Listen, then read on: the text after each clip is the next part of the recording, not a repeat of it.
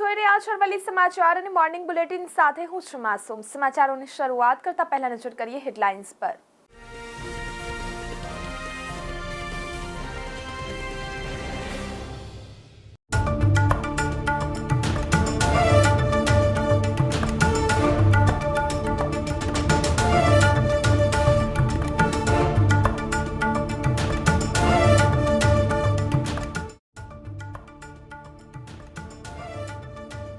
119 વિષયની answer sheet ઇગ્નો 70,286 શિક્ષકો જોડાશે। બોર્ડની પરીક્ષાની ઉત્તરવહીની ચકાસણી આજથી શરૂ થશે।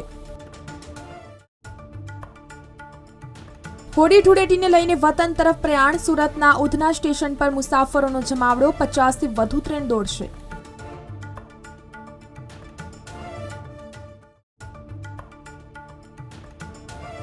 ધોરણ 10-12ની ઉત્તરવહી ચકાસણી શરૂ। 15 કેન્દ્રો પર 1500 શિક્ષકો જોતરાશે।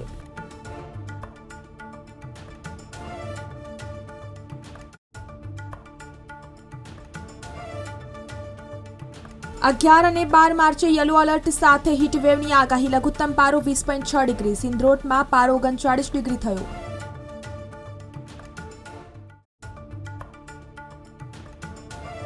સૌરાષ્ટ્રમાં તાપમાન 39 ડિગ્રી સુધી પહોંચતા વીજ માંગ 8,000 મેગાવોટને પાર। એપ્રિલ-મે મહિનામાં હજુ વધશે।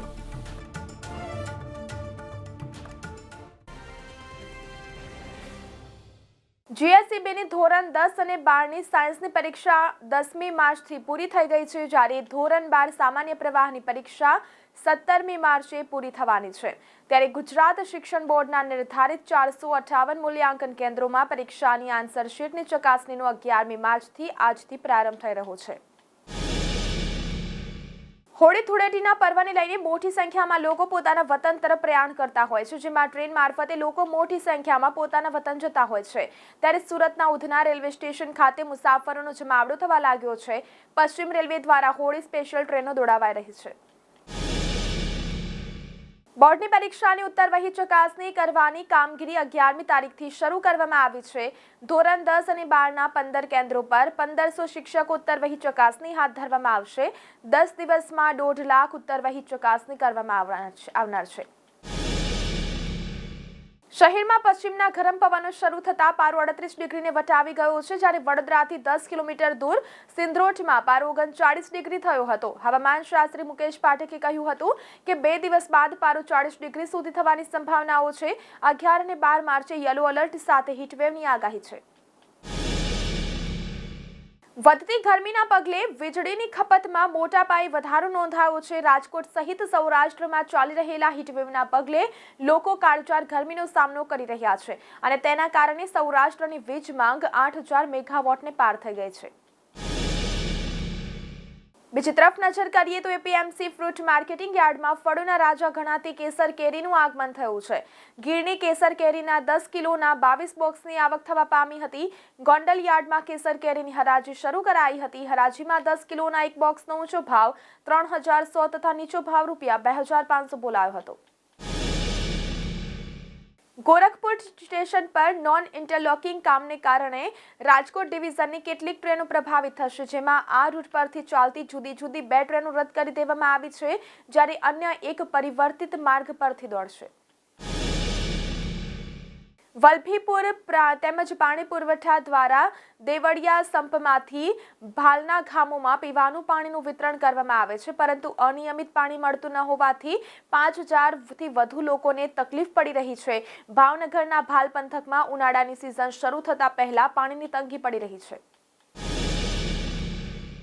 ભાવનગર સહિત રાજ્યભરમાં ઉત્તર પશ્ચિમથી ઉત્તર તરફના પવન જમીન સ્તર પરથી ફૂંકાઈ રહ્યા છે।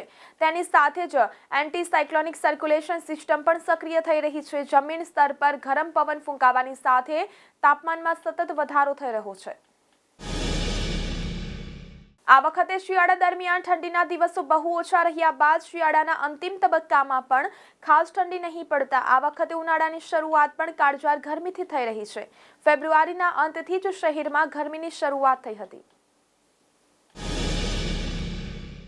ઉત્તર ગુજરાતમાં રવિવારે ગરમીનો પારો 38 ડિગ્રી પાર કર્યો હતો. દિવસનું તાપમાન ડીસામાં 38.9 અને મહેસાણામાં 38 ડિગ્રી નોંધાયું હતું, જ્યારે રાતનું તાપમાન 20 ડિગ્રી નોંધાતા વહેલી સવારે ફૂલ ગુલાબી ઠંડીનો અહેસાસ થયો હતો. આગામી 5 દિવસમાં તાપમાન વધુ 3 થી 4 ડિગ્રી વધવાની શક્યતાઓ છે. તાપમાનમાં વધઘટથી જન આરોગ્યને માઠી અસર થઈ રહી છે. તાપમાનમાં સતત વધઘટના કારણે ઠંડી ગરમીથી તાવ, શરદી, ઉધરસના વાયરલ રોગચાળાના કેસ વધ્યા છે. બીજી તરફ આ વાતાવરણ મચ્છરોને અનુકૂળ હોય તેના ઉપદ્રવનું પ્રમાણ પણ વધ્યું છે. તો આ સાથે મોર્નિંગ બુલેટિનમાં અત્યારે બસ આટલું જ. નમસ્કાર.